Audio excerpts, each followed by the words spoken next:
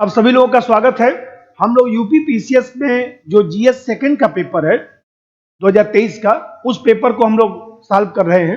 उसमें मैं इसके पहले वाले वीडियो में 1, 2, 3 प्रश्न कराया था। ये चौथा प्रश्न है और मैं आप लोग को उस वीडियो में भी बताया हूं कि लेखन करना भी एक कला है। उसमें कुछ चीजों का हम लोग ध्यान रखते हैं। उस दिन भी मैं चर्चा किया था और मैं बीच बीच में आप लोगों को चर्चा करता भी रहूंगा। कि सबसे पहले जैसा प्रश्न देखते हैं, ये प्रश्न है, भारतीय संविधान के अनुच्छेद 72 के अंतर्गत राज्यपाल के क्षमादान का अधिकार राष्ट्रपति के अधिकार से किस प्रकार भिन्न है। अब ये प्रश्न हम लोग को लिखना है।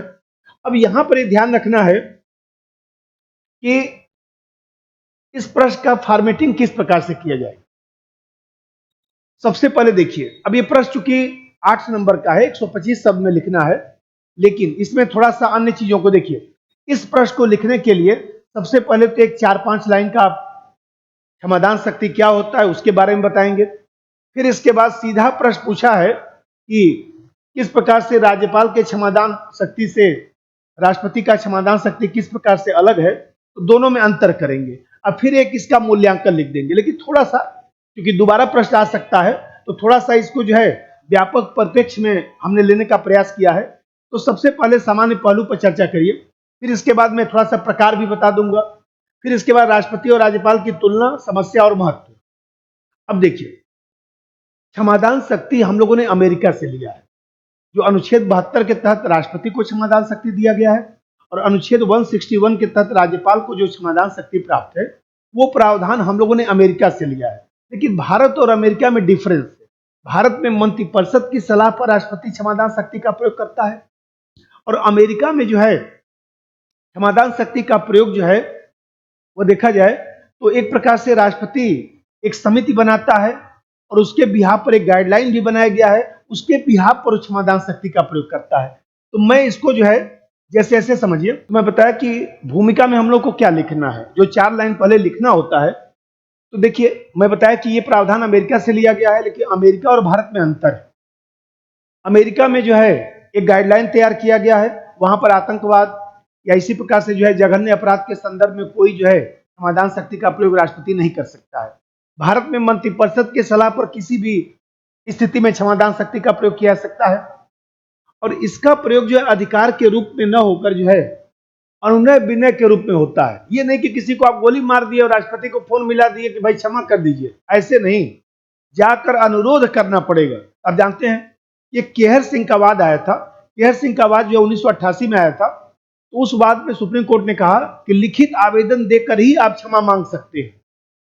और फिर आप जानते हैं कि सुप्रीम कोर्ट ने उसी में कहा था यह अधिकार के रूप में आप प्रयोग नहीं कर सकते हैं, बल्कि अनुग्रह के रूप में इसका प्रयोग कर सकते हैं।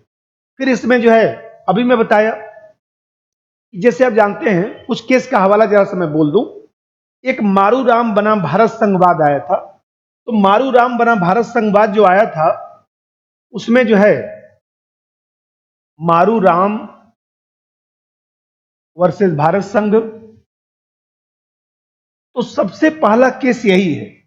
आप जानते हैं कि इस केस में जो है 1980 का केस है। तो 1980 के केस में, इसी केस में सुप्रीम कोर्ट ने यह कहा था कि अनुच्छेद 72 का जो प्रयोग है वह कहीं न कहीं राष्ट्रपति अपने विवेक से नहीं कर सकता है, मंत्रिपरिषद की सलाह से ही कर सकता है।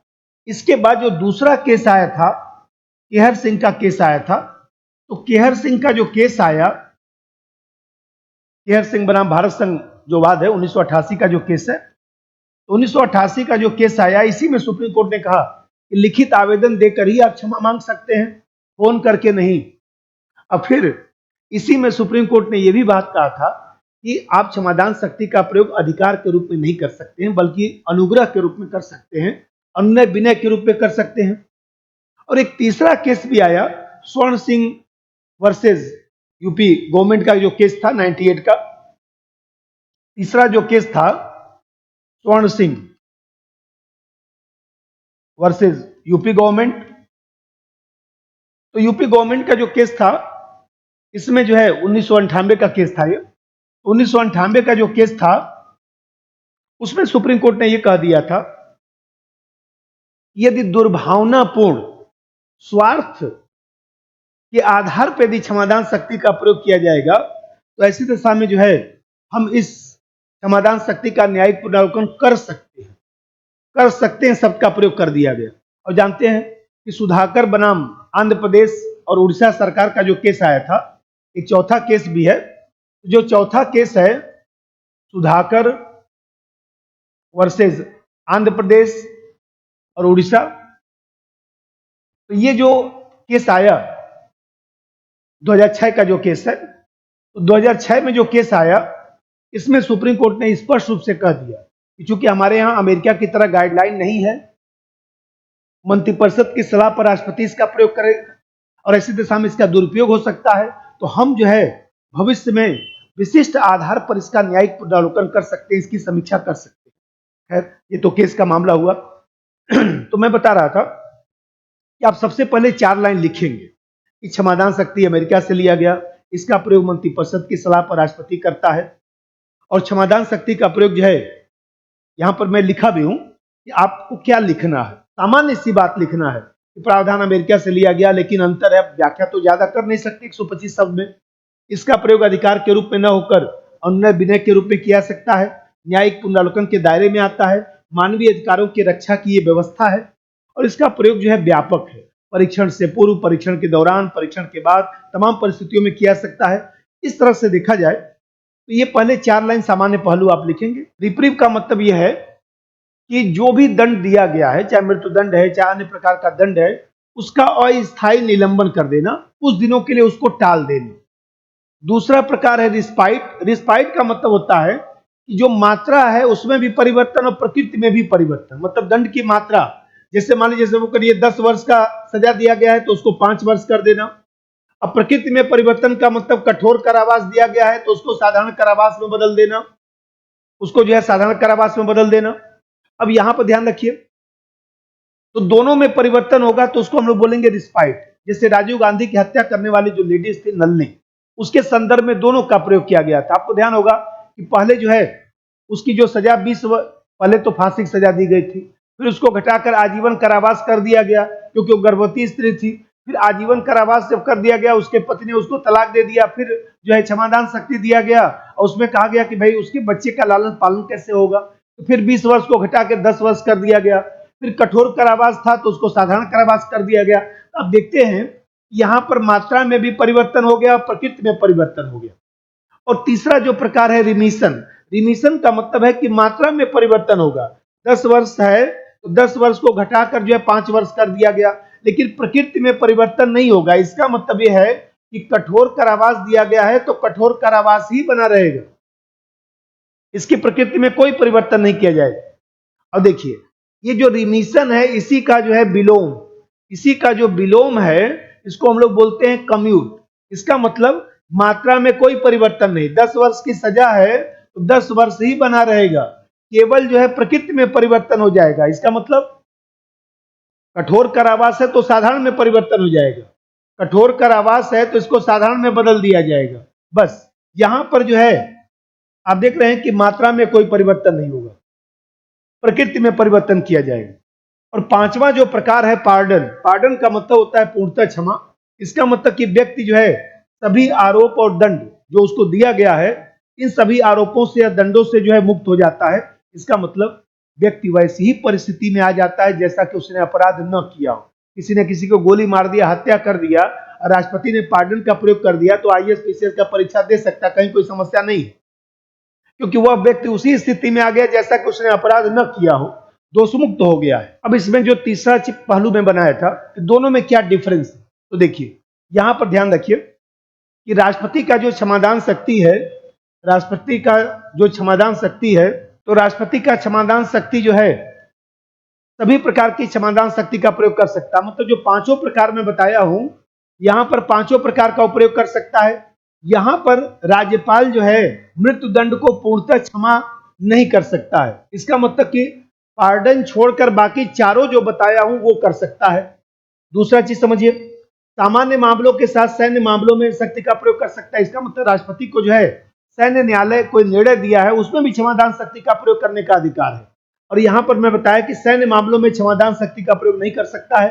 फिर आप देखते हैं कि संघ और समवर्ती सूची के विषय पर क्षमादान शक्ति का प्रयोग कर सकता है, और राज्यपाल राज्य सूची और समवर्ती सूची के संदर्भ में कर सकता है। और सबसे बड़ी बात यह है कि जैसे मान लीजिए राष्ट्रपति के पास मामला सीधे भी आ सकता है, और मान लीजिए एक बार आपने राज्यपाल के पास, भाई चूंकि हम लोग के यहाँ सिविल और आपराधिक मामला समवर्ती सूची का है, तो अब मान लीजिए राज्यपाल के पास कोई मैटर गया तो राज्यपाल के बाद जो है राष्ट्रपति के पास भी आप अपील कर सकते हैं। तो यहाँ पर देख रहे हैं कि एक प्रकार से राष्ट्रपति को ज्यादा अधिकार हो गया, और राज्यपाल के पास आप सीधे मामला ला सकते हैं, लेकिन राष्ट्रपति ने यदि किसी को मान लीजिए क्षमा नहीं किया तो आप दोबारा जो है जाकर अपील नहीं कर सकते हैं यहाँ पर। और सबसे बड़ी बात तो यह है कि संविधान द्वारा सीधे जो है राष्ट्रपति को क्षमादान शक्ति दिया गया है, लेकिन जो आईपीसी है, आईपीसी की धारा जो है 54 है, 432 है, 433 है, इन तमाम क्लाजों के तहत जो है राज्यपाल को शक्ति दिया गया है। इस तरह से आप देखते हैं कि राज्यपाल की जो क्षमादान शक्ति है वो राष्ट्रपति की तुलना में काफी कम है। अब क्षमादान शक्ति का थोड़ा सा हम लोग विश्लेषण भी कर लेते हैं। अब देखिए, सबसे पहली समस्या तो यही है कि सरकार राजनीतिक स्वार्थ पूर्ति के लिए इसका प्रयोग कर सकती है। बताइए कि मंत्रिपरिषद की सलाह पर करना है तो राजनीतिक दबाव में भी तो सरकार इसका प्रयोग कर सकती है, अपने लोगों को जो है जेल से छुड़ा भी तो सकती है। और दूसरा चीज है कि न्यायपालिका और कार्यपालिका के मध्य संघर्ष की स्थिति उत्पन्न होगी। इसका मतलब ये हुआ कि भाई मान लीजिए न्यायपालिका ने किसी को दंड दिया और कार्यपालिका ने उसको क्षमा कर दिया, राष्ट्रपति तो कार्यपालिका का प्रमुख है, तब कार्यपालिका ने क्षमा कर दिया तो दोनों में संघर्ष की स्थिति उत्पन्न होगी। और तीसरा चीज है कि मान लीजिए विशेष मामले में न्यायपालिका ने किसी को मृत्युदंड दिया है, कोई जघन्य अपराध किया है, कोई आतंकवादी है, और मान लीजिए राजनीतिक स्वार्थ के लिए उसको क्षमा कर दिया गया, जिससे न्यायपालिका की गरिमा भी प्रभावित होगी। भाई सरकार के जो 3 अंग है, उस 3 अंग में न्यायपालिका की जो गरिमा है, जो उसका एक तरह से अथॉरिटी है, वो भी तो प्रभावित हो सकता है। और चौथी समस्या यहाँ पर मैं लिखा हूं कि सरकार क्षमादान शक्ति का प्रयोग अपने विवेक से करती है। कोई हमारे यहाँ अमेरिका की तरह गाइडलाइन तो है नहीं, कोई समिति तो बनाई नहीं जाती, तो ऐसी स्थिति में जो है दलीय दबाव में भी सरकार काम कर सकती है। कोई गठबंधन सरकार आएगा और दूसरा दल वाला बोलेगा भाई क्षमा करिए, नहीं तो हम आपको समर्थन नहीं देंगे, तो क्षमा करना पड़ेगा ना। आप देख रहे हैं इस तरह से गठबंधन सरकार में भी दुरुपयोग हो सकता है। अब थोड़ा सा इस क्षमादान शक्ति के महत्व पर भी चर्चा कर लिया जाए।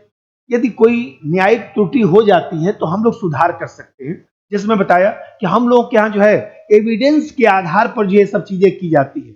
तभी सुप्रीम कोर्ट ने एक बार केस में कहा था कि यदि मान लीजिए न्यायपालिका का जो निर्णय है राष्ट्रपति उसको बदल रहा है, ये ध्यान रखने वाली बात है कि न्यायपालिका का निर्णय जो है सुपरसीड नहीं होगा। इसका मतलब राष्ट्रपति क्षमा कर देगा तब भी जो है ला की किताब में लिखा जाएगा कि फला व्यक्ति को मृत्युदंड दिया गया, भले ही ब्रैकेट में लिख देंगे कि उसको राष्ट्रपति ने क्षमा कर दिया, तो राष्ट्रपति का जो निर्णय है वो न्यायपालिका को जो है सुपरसीड नहीं करेगा, अतिष्ठित नहीं करेगा। आप देख रहे हैं यदि कोई न्यायिक त्रुटि हो जाती है तो उसमें हम सुधार कर सकते हैं, क्योंकि कहीं ना कहीं एविडेंस के आधार पर हमारे यहाँ चीजें चलती हैं। दूसरा चीज है कि भारत में, वही मैं लिखा हूं कि भारत में साक्ष्य के आधार पर निर्णय दिया जाता है, जिसके कारण दंड की मात्रा ज्यादा हो सकती है। अरे भाई किसी की कोई हत्या कर दिया, अब मान लीजिए साक्ष्य नहीं मिल पाया, या मान लीजिए किसी को आपने रिवॉल्वर से गोली मारा, अब पता लगे रिवॉल्वर दूसरा व्यक्ति छू दिया, उसका साक्ष्य मिल गया, गलती हो सकता है। बहुत लोग बेचारे जो है बिना अपराध के ही जेल में बैठे हुए हैं। आप देख रहे हैं कि ऐसी स्थिति में पता चलेगा तो कम से कम मान लीजिए उस व्यक्ति को समय रहते हम लोग छुड़ा तो सकते हैं, क्योंकि वो तो व्यक्ति जो है अपराध किया नहीं था और वो तो तकनीकी त्रुटि हो गई। और तीसरा चीज है कि न्यायिक त्रुटि जो हुआ है और मानवीय जो भूल है उससे व्यक्ति के जीवन की सुरक्षा हो सकती है, क्योंकि राइट टू लाइफ जो अनुच्छेद 21 में लिखा गया, जो हमारा फंडामेंटल राइट है, तो कम से कम जो है फंडामेंटल राइट की रक्षा हो सकती है। और सबसे बड़ी बात है कि राष्ट्रपति प्रथम नागरिक है, और ऐसी स्थिति में राष्ट्रपति यदि किसी को क्षमा करता है तो उससे हमारे यहाँ जो है जो गणतंत्रीय व्यवस्था है, जो लोकतांत्रिक व्यवस्था है, उसका एक जो है वो देखा जाए तो कहीं ना कहीं गरिमा भी बना रहेगा। ठीक है, यदि कोई गलती होता है और राष्ट्रपति को लगता है या सरकार को लगता है तो हम बरी हो सकते हैं। इस तरह से राष्ट्रपति की गरिमा भी बनी रहेगी, राष्ट्रपति की पद प्रतिष्ठा भी बनी रहेगी। अब हम लोग जो है अगले वीडियो में जो है एक प्रश्न लेकर मैं और आऊंगा, और मैं जो है प्रयास करूंगा कि इसी तरह से जो है इथिक्स का भी जो है एक एक प्रश्न मैं आप लोगों को कराता रहूं। आप लोग प्रश्न अपना देखते रहिए। 2023 का इथिक्स का प्रश्न जो है मैं एक एक करके कराता हूं। सभी लोगों का धन्यवाद।